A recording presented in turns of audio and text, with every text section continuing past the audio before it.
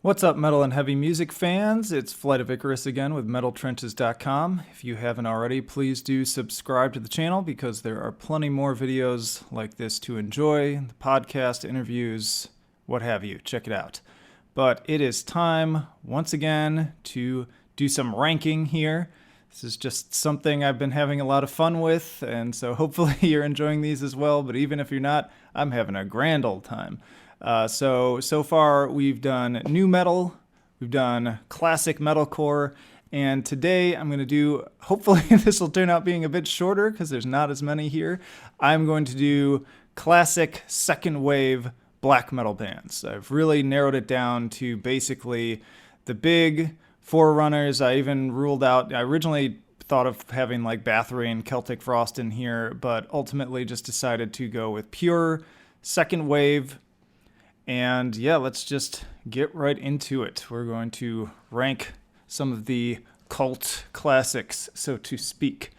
So let's start with Mayhem, which I suppose is appropriate since they kind of started it all in terms of the Norwegian scene.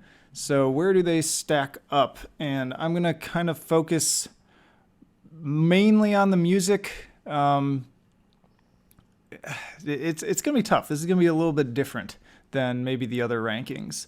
But Mayhem, obviously, there's no black metal today without Mayhem.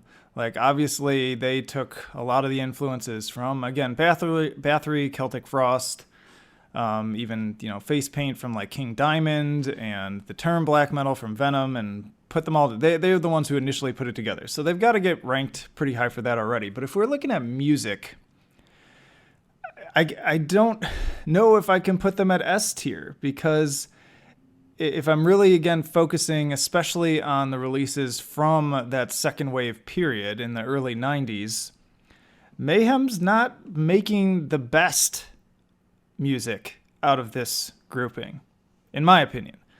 So personally, I want to put them at A tier because they need to be high up, but the music's just not incredible. I don't really enjoy listening to Mayhem on a regular basis the way I do with some of these other bands. And I'm not really a big listener of them today. Like, I feel like black metal has really kind of expanded and pushed the boundaries and gone into new and exciting areas. And so I'm kind of bored, honestly, with bands that are still mostly just hashing out the old style, unless they do it like really, really, really well, which some of the underground bands that I've covered on the site have done. Marduk, these guys are a little bit of a lesser band.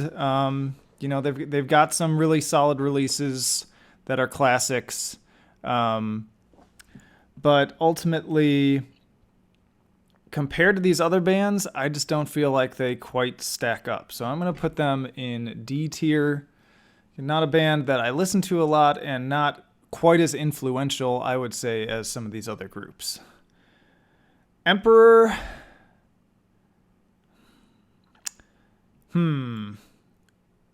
It's at least A. I might put them in S tier.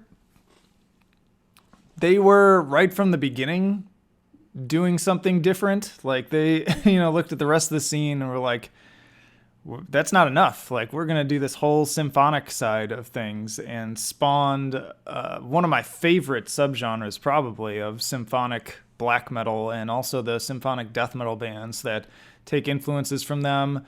And looking at Isan as a musician too, how he's just grown and matured and innovated and expanded. He's kind of one of the most exciting people to come out of this period that is still making music now, even if it's not under the Emperor moniker. And yeah, but even looking back then at the original albums, like In the Nightside Eclipse and Anthems to the Welkin at Dusk, amazing stuff that it's incredible that such young people were able to put together all the way back then. And yeah, I think they deserve the S tier. Burzume, I put.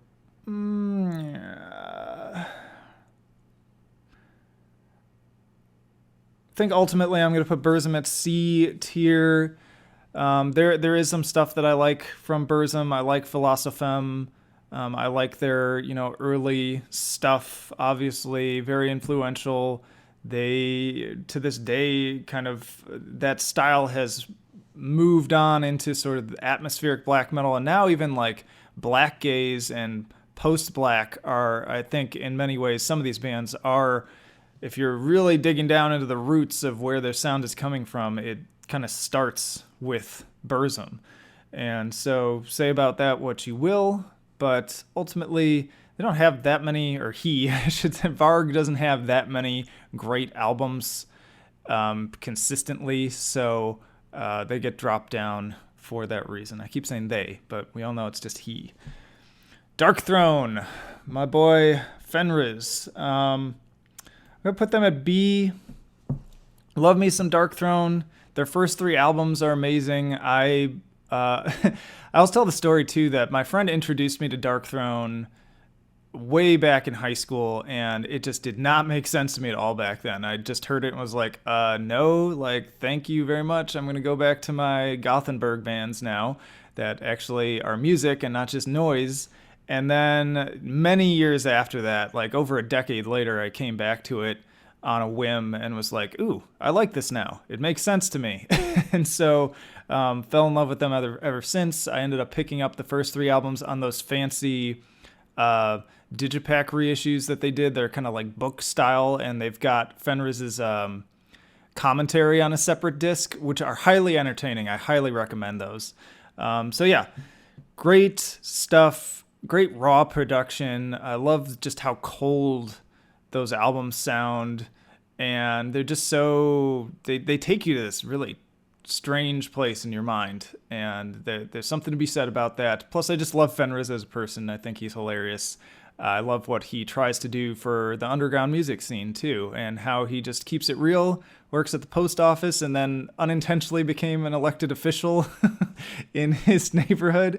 So all fun stuff, great music. I don't put them in the higher tiers just because maybe I need to. Do they need to be A? Because to me, after the first 3 albums, it's not as good. I don't really enjoy listening to their other stuff. I've heard all of their albums, but I just don't enjoy them as much. That's tough. I'm going to leave them there for now. I'm going to end with Enslaved, I think. So let's jump to Gorgoroth. Gorgoroth is B tier, I feel like. Another band where I love the first 3 albums. I love that horrible wet cardboard sound of the bass drum on those early ones. Super raw, very aggressive, very just satanic sounding stuff. And then they've had, kind of a number of waves in terms of what their sound was like. They had that early period, then they had the whole Gaul period, which definitely has its high points as well. 1 or 2 really solid albums in that vein, but I feel like they've really kind of fallen far since Gaul has not been in the band anymore. Their most recent one that came out a couple years ago was just the definition of bland. Boy, what a disappointment that was. And yeah, so the inconsistency kind of keeps them out of being in the higher tier, though they are very influential, well known. I mean, you've got people walking around with Hot Topic Gorgoroth shirts, and it's a common patch to throw on your vest, even if you're not a big fan of them. People know who they are. Immortal, I'm going to put it A tier. Just short of S tier. Very consistent. I enjoy almost all of their albums all the way up to today. I was pleasantly surprised with how well the new one came out without Abath. And their early stuff is great too. Just awesome songs, awesome guitarists. Like, they're probably the one, maybe the most, or at least one of the most guitar-driven bands on this list, or riff-driven, I should say. Definitely taking on a lot more of the thrash influence and wearing it on their sleeves.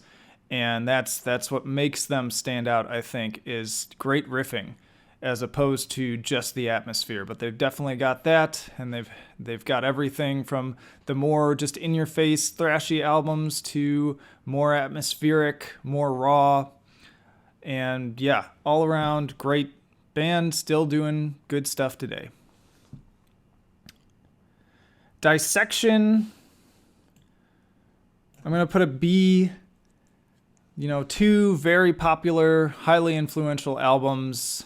They stand out too because they've got that Swedish death metal influence mixed in with the black metal influence, but not a lot of material to work with here. And I know some people love the first album. I'm not a huge fan of it. Yeah, I mean, that's kind of all I have to say about them. Like, if there was more material to work with and they were even able to still make music, obviously they can't, then fine. But for what we've got, I just don't feel like I can put them up with Immortal. Let's see. Dark Funeral, I'm going to put...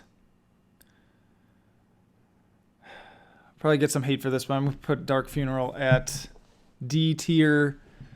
They're fine. I find them to be kind of the most generic band out of the bunch. They don't really do anything that stands out for me, and it's all fine, but I'm just not excited by it.